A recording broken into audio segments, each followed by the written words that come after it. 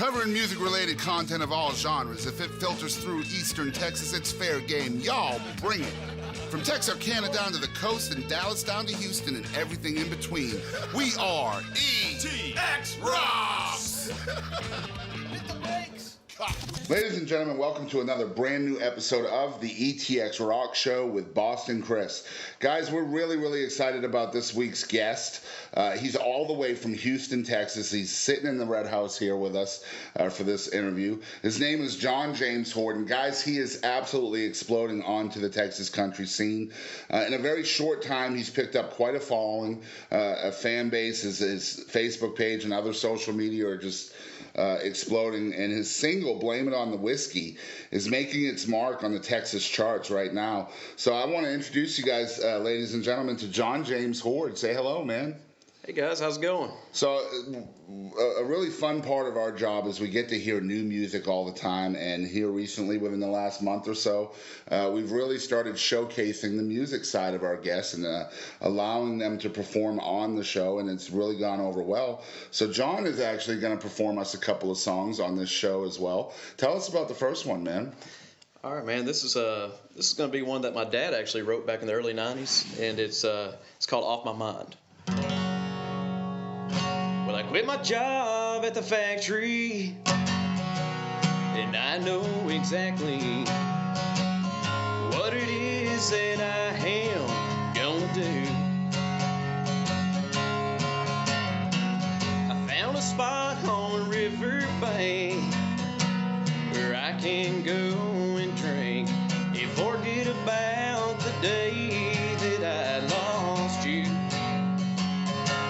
And I've got a cane pole in one hand, Jim Beam in the other, Jerry Jeff's on the radio, singing Redneck Mother. And I've got everything here by my side to keep myself satisfied. It may be crazy, I don't know, but it keeps you off of my mind. I've never been too good with words, and I've never had the nerve to write you notes or call you on the phone. But now I found this new style life. I think I'll call up my ex-wife and let her know where this good old boy's gone. And I've got a cane pole in one hand, a Jim Beam in the other, Jared Jeff's on the radio, singing Redneck Mother. And I've got everything here by my side to keep myself satisfied. It may be crazy, I don't know, but it keeps you off of my mind. It may be crazy, I don't know, but it keeps you off of my mind. All right, and we'll be right back with more from John James Hord right after a message from our sponsors. This is Katie Kennedy, the owner of the Liberty Bell located in historic downtown Nacogdoches. We would like to invite you to come on down for our live music, our extensive menu, including our brunch menu available on the weekends, and excellent service. We're open every day of the week except for Monday. We've got live music every day and drink specials. So we'd love to see you in Nacogdoches. Come on down, tell them Katie sent you. All right, so we're back with John James Hord, and right here in Hallsville, Texas, at the Red House. Sundays at the Red House. That's where we do most of our recordings. And I mean, we've been following this guy for a short time. He hasn't been around very long, but he's making a huge impact on Texas country, all over the state. He plays everywhere. So, John, how long have you been pursuing music on a professional level? From a professional level, probably since April of this year. That's crazy, man. Yeah, it's been short. That's unbelievable. So, I mean, what led you to get to this point? I mean, was there a lot of music in your background? Oh yeah, man. I was born into this industry basically. My dad did this for a living for a very long time in the early '90s, and kind of it's just been a huge inspiration to me to do this. And so I just not necessarily following him in his footsteps, but just going out there and seeing what it's all about and experiencing it for myself, from my standpoint. Right. I mean, and just being in the business since April, I mean, you have a great voice. It's just a very unique sound, and I think you're going to do great things. I mean, I think Texas is really is a homegrown base for grassroots kind of performers, and that's what you remind me of, man. I really appreciate that. So, I mean, so far, where has your career already taken you?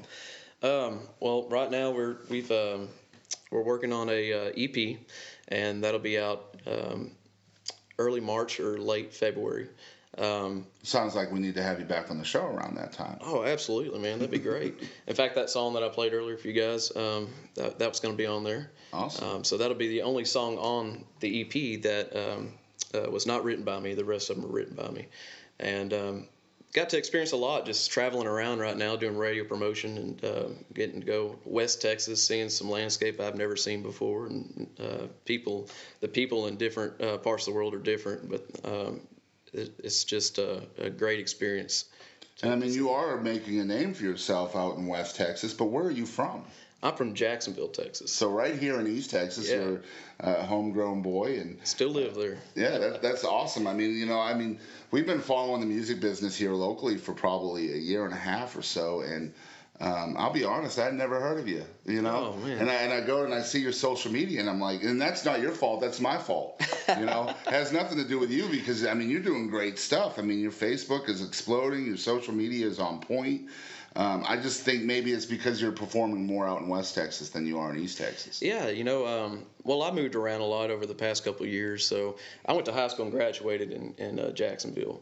So, but I wasn't really into the music industry professionally back then. Right. So after I graduated in Marshall, Texas, from TSTC. Wow, right down the road. College. Yeah, and moved around to Houston, San Antonio. I've always wanted to come back to Jacksonville, just never had the excuse to, but found it, and now I decided to do this for a living, or somewhat for a living. Well, I mean, I think it's awesome that, again, only 7 months you've been doing this, and so, I mean, what kind of, what did you have to do to grow that fan base that you have? I mean, I think your Facebook's, like 4,500 likes? That's a crazy number for a local artist. And I really don't know how it happened. One day I started posting videos on Facebook, and one of them, actually my single, Blamin on the Whiskey, I was just messing around on social media, and it took off. That video took off, man. It's got like over 200,000 views on it, and people started rolling in on that. And I was like, all right, well, maybe we have something here. Right. So that's going to be exciting. You're just getting your feet wet, and the first song you throw out there just catches the eye of dang near everybody, So I mean, that's cool. A lot of people can learn from that, I would say, use social media to your advantage. If you have a smartphone, and most people do, videotape yourself. What's the worst that can happen? Absolutely. I mean, a lot of people are really talented. I've heard several people better than me, but they just they don't know it, or they're don't do good in front of crowds or people, and real hesitant about posting stuff out there. But if you got the talent, I mean, give it a shot. So yeah, I mean, even though you've only been recently stepping out into the scene, music's always been a part of your life, like you said, from the start. So tell us a little bit about your family's involvement in country music. Yeah, sure. And my like I said earlier, my dad, he kind of did this back in the early 90s. He did this for a living, and he this was back in around the Houston area. Mm-hmm. That's where I was born, and I got to see a lot of honky tonks, and being younger than 10 years old. And I don't think you can bring kids in anymore, but I got to sneak in there. And in fact, I remember one time there was a one of those little claw machines. You get little stuffed animals in this honky tonk. I'm like, man, how many kids get brought into this place? But so it was a cool experience. But my dad did this for a long time, And he got really big in around the Houston area, and played all over Texas too. I remember the YO Ranch in Kerrville was one of the best memories, and that I had. I thought it was just a really cool scenic place, and I thought he was, huge back then. He was a superstar to me. But we moved on from there and he tried to accomplish even bigger things and sign a contract with Arista Records, and I think it was Arista Records in Nashville, Tennessee. And when he got there, he's going through the contract with his manager, which happens to be his dad, which is my grandpa. And they're looking it over, and he's like, well, hey, man, I can't play my own music? And they're like, no. And, you're basically, everybody hears about it. You give your life away to these people, they run you. And some people are cool with that. He just wasn't. And when he told them no, it basically blackballed him from the industry. He never got a call back from any of the other people he had lined up there, and so it killed him. He ended up moving back. Me and my mom and my sister stayed in Nashville, trying to figure things out, and he got wrapped up in whiskey, alcohol, all kinds of things. Man, it was terrible life after that for him, and we ended up eventually moving back to Houston. He was still doing this gig. In fact, he teamed up with Jason Allen. Jason Allen had his start. He's huge in Texas country music. Mm-hmm. He got his start with my dad playing lead guitar for him as a kid. But anyway, we get back to Houston, Texas, and he's doing his thing. Tried to get back with my mom several times. She would never take him back because she just knew he was going down the wrong path. But it's a sad story for him, but we made it through it. So made us stronger and gave us a lot of inspiration and a lot of, we knew what not to do in this business. So overall, how would you think this affected the family as a whole? Well, a lot of families go through a lot of similar things, divorce, and it sucks for the kids and it sucks for everybody. It's never a good thing. But I think it's made this family stronger. It just wasn't the right thing. It wasn't the right time, right thing for him, my mom at the time. And but for me, it's made me, I think, a better person, and being in this industry, knowing what not to do and not how to do it, not how to treat people in this industry. It's just, if anything, that was one thing that he did teach me or give me. Right. And I think, the cool thing about that is you have an artist that, kind of didn't travel down the road that so many artists do in selling out. I hate using that phrase. Yeah. But, that's absolutely what it is. If you have a style and a brand all your own, and a corporation or a record label or whatever is trying to tell you to change, right? It's almost like, well, why did you have interest in me in the first place? So is that a lesson, even though it kind of led him down the wrong road, that standing up for his art, is that a lesson that you kind of cling to as well? It is. I'm like I said, I'm putting my EP out. I didn't wait to sign a record label deal or anything like that, and I don't plan on doing anything like that. I'm not to say that somebody comes up and it's a daggum good deal, get to play my own music and do whatever. I wouldn't do it, but I'm not looking for that. I'm just going out there and having fun and enjoying this ride. But as far as my dad goes and the choices he made back then when he went to go sign that record deal. Things were different back in the 90s. I was just going to say, it's like back then you didn't have other outlets. Basically it was Nashville or nothing. You made demo records, and you shopped them out there and hoped to get a record deal, back then. And then you made an album. That's kind of how that whole avenue worked as far as I know. Right. But and there's so many independent labels now, and quality independent labels. Absolutely. And plus with the advent of social media and everything else with technology, the ways of the 90s and even before that are kind of archaic now in a musical sense. You know what I mean? Right. So I think it's awesome that he stood up for that, knowing that was probably his only opportunity. Today it would probably be different for him. Yeah, it would. I believe so. Yeah, he'd probably stick around, and he would have done really good, man. He's an awesome writer and awesome singer. So I know forgiveness for many folks would probably be out of the question. Yet you found a way to forgive your father for the stuff that happened. So what made that possible for you? Well, just getting wrapped up in the alcoholism, or however you want to call it, drinking, and it just puts other things so much in perspective when you're an alcoholic. It's a whole different life. It consumes you. It makes you believe things, want to believe things that didn't happen. And he, to this day, thinks he raised me, even though when I was 7 years old, they split up. But he, in his mind, he thinks that he did a good job raising me, and that there's no hard feelings or anything like that. And even I don't want to challenge him and have that lifestyle, growing up throughout the rest of his life and my life, hating one another. So I was like, man, I can't just blame him. I gotta,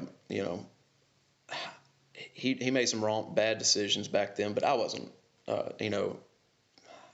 I didn't know everything that went on back then. I was young. Right. Yeah. So I just give him the benefit of the doubt on that. And I was like, I could either hate him for the rest of my life, never talk to him again, or I can just put this in the past and move forward. Because, a lot of people lose their dad and never have a relationship with him. And I think that it's a good thing to just let go and connect with your family, because a lot of people would kill to have a dad to talk to. Right. So how's your dad doing now, man? Man, it's still it's a rocky road for him. It's still consumed him. He doesn't have a job or anything like that. It really has brought him down to the point of no return. But he still is a loving father. He loves his kids. He loves his grandkids. He's just mentally not there. Just took it all out of him. So it just completely destroyed him. Yeah. That's unfortunate, man, because go ahead.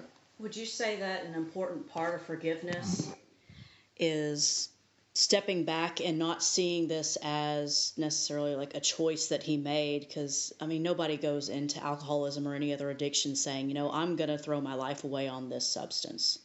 I'm going to, turn my back on my family and my friends and just follow this for the rest of my days.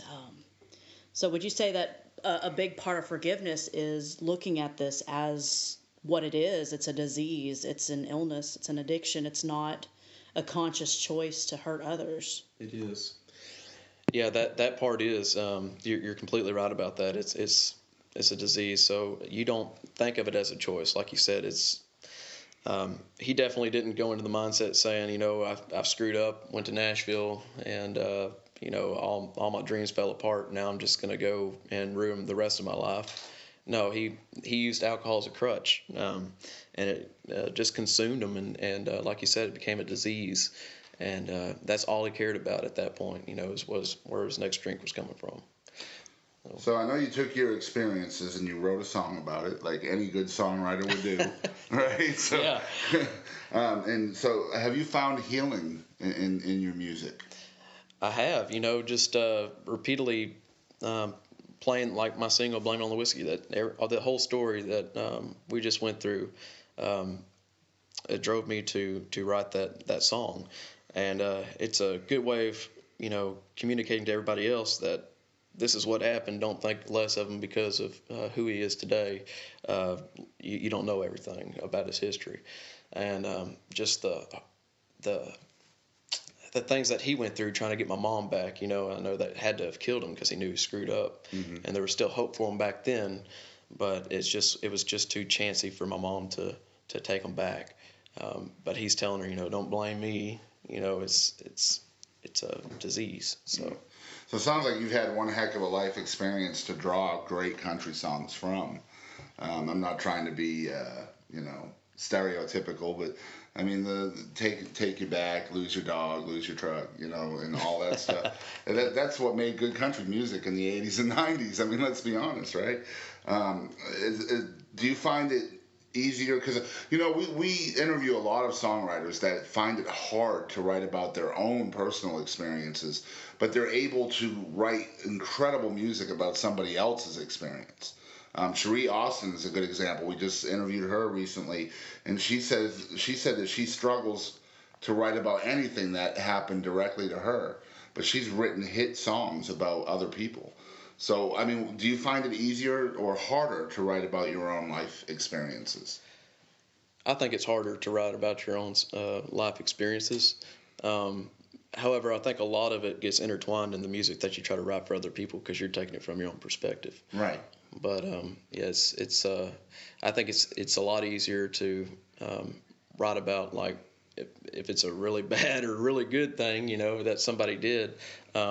You can take your own experiences and what you see, when you look at it, and put it down on paper a lot easier than it would be for your own self.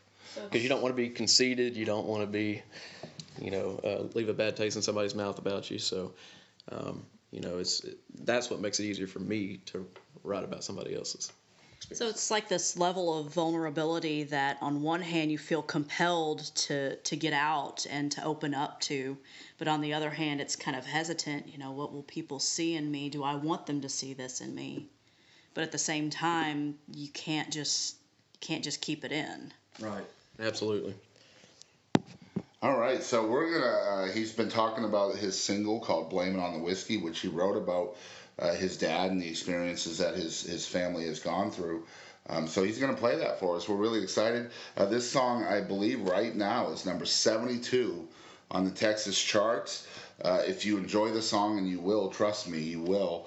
You guys make sure you call all your local radio stations out there and request this song. Help them out. Get the song spun more and rising up those charts. So go ahead and take it away, John. All right, thank y'all. This is Blamin' on the Whiskey. When I woke up this morning, you were gone. The closet was empty as the bottle by the phone. I can now remember what you said to me that night.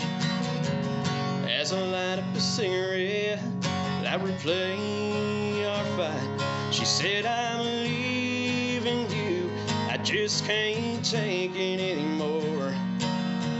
That bar still gets more attention in your home. Well, blame it on the whiskey, it took it too far tonight. Don't blame it on me. Jack and Jim caused this fight.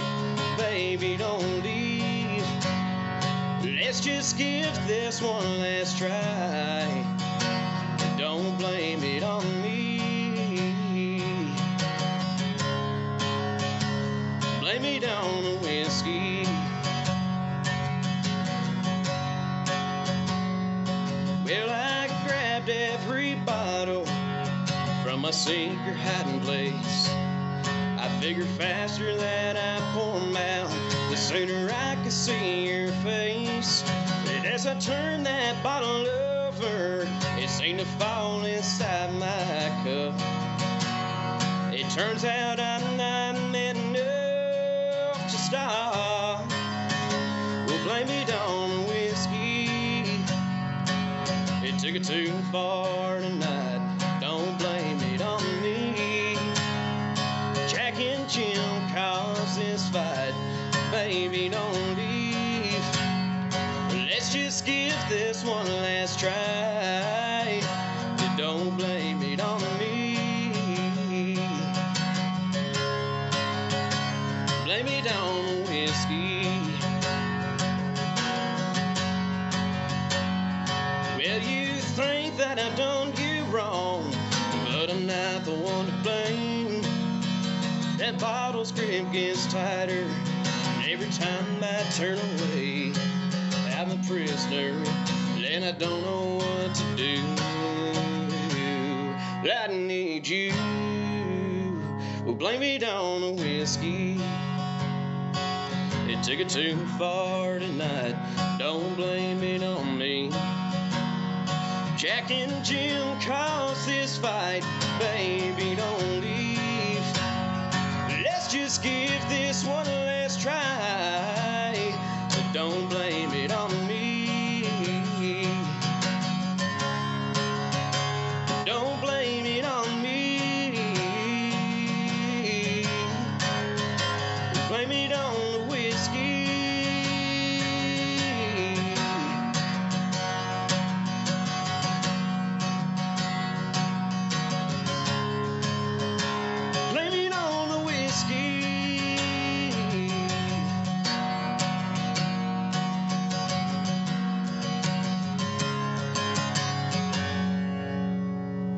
right, and we'll be right back with more a rapid fire question segment with John James Hord right after this message. Hello, everybody. This is Rio Wallace, and I am inviting you all to come out to the store Everything That Blings whenever you get the chance, which should be very, very soon if you have not already stopped by. So yes, the discounts are still here.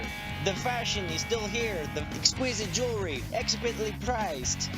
Whatever word my Spanish teacher tried to tell me. Anyway, so come on out. We are here from 10 a.m. to 7 p.m. Monday to Friday, and open 10 to 6 every Saturday. So come on out and we will joyously craft you with an outfit that will be outstanding. All right, so we are back with John James Hord, and we're going to do rapid fire. We told John and we warned him a little bit about rapid fire beforehand, and we try to at least let them know what's fixing to happen. Oh boy.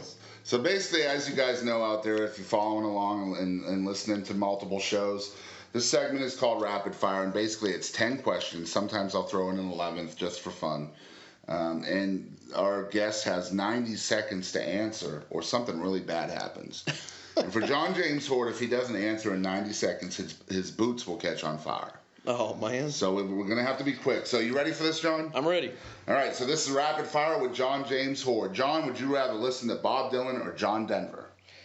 Bob Dylan. All right, would you rather go bowling with toddlers or fishing with your ex-girlfriends? Ooh, fishing with my ex-girlfriends. All right, would you rather live one life for 1,000 years or live 10 lives at 100 years each? 10 lives at 100 years each. Okay, so would you rather live without the deodorant or without alcohol? Without deodorant. All right, would you rather Facebook or Twitter? Facebook. All right, would you rather step on Legos or bathe the cat? Oh, man, that's a tough one. I'd have to step on some Legos. Those things hurt, though. So would you rather meet your hero or win $1 million? Win $1 million. And I'm assuming maybe you've already met your hero? Well, yeah, or I could pay some money to go meet them. Awesome stuff. All right, would you rather wear sweatpants or skinny jeans? Oh, sweatpants for sure. All right, Justin Bieber or Taylor Swift? Oh, man, that's a tough one. Taylor Swift. All right, so would you rather have a Guns N' Roses forehead tattoo or a 5-inch tail that wags every time you get excited? 5-inch tail that wags, that'd be pretty cool. All right, so you can only listen to one song for the rest of your life. What is it? Blame it on the whiskey. Awesome answer. All right, so going back to Blame It on the Whiskey and your story, which is unbelievable, what advice would you have for others that might be struggling with caring for a loved one that's dealing with addiction? If you have the opportunity to do so, get out there and get them some help. They may not want the help, but if you show some support from you and your family, they may take it. If not, you know what?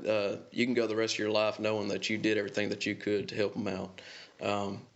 But stay strong and try to forgive them. It's not always their fault completely. So it is a disease. So treat it as such. Very cool. So what do you hope to see in the future of your music career?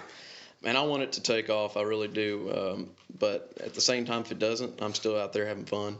But I'd like to see, a couple of number ones on the radio and, make enough money to where I can continue to do this and support my family doing this. That's what I want to do. I don't want to make millions and billions of dollars, and I don't want to do commercials or anything like that, I don't want to have to go to Nashville. So if I could stick here in Texas, that'd be great, And then I'm very vocal about my opposition of people. Corporate Nashville is what I call it. Yeah. I'm supposed to tone that down because we have a lot of Nashville listeners. Okay. So. People in Nashville aren't all bad. Well, I've been told tone down the hate of corporate Nashville. I just can't. Well, this is the voice that they should be listening to. These are the people. These are the listeners. These are the fans. Right. And this is what they have to say. That's right. And I'm very vocal about. I love Texas country. I love traditional country music, real country music. I just don't get the whole modernized mainstream pop country. I don't get it. I don't get the skinny jeans and the big trucks and tractor rap or whatever it's called. What you do, I'm a fan of. Huge fan of that. I love your voice. I love your style. So where can folks find you on social media? Do you have a website? All that kind of stuff. I have a website. It's John Hord, JohnHord.com, or you can find me on Facebook, facebook.com/John James Hord. We got Twitter and all that good stuff. MyFace, whatever it is. Yeah. No, actually, I don't think we have MyFace. MyFace and Spacebook. Yeah. Instaface. Instaface. Instaface. Yeah. There you go. Yeah, Instagram. So for those venues out there that might be listening and heard you singing on here, where can they go to book you? What's your booking information? Yeah, they can email johnhordband@hotmail.com, or they can go on the website. Website's the easiest avenue, and click on contact or booking information, and fill out the form and submit it in. Man, that's awesome. So you guys out there that might want to have him at your venue, make sure you reach out to John. He's fantastic, and he's going places. His first single already in the top 75 on the Texas charts. He's only been at it since April. Remember, you guys, if you like his song, and I'm sure you probably do if you're listening to the show, call your stations and request it, because that's how they get those numbers higher and higher and higher. And tell your favorite venue that you want John Hord there. Absolutely. And as you know, John, thank you for coming on the ETX Rock Show. Man. We certainly appreciate your time and coming up to the Red House on a Sunday. Guys out there, thanks for listening to another great episode of the ETX Rock Show. I got to say, we just reached 11,000 listeners. Episode 50 is coming out. Well, it'll be out by the time this is out. But we're super excited. Thank you guys out there for all your support and listening to the ETX Rock Show. Remember to keep on supporting local music, and ETX rocks. We are ETX Rocks!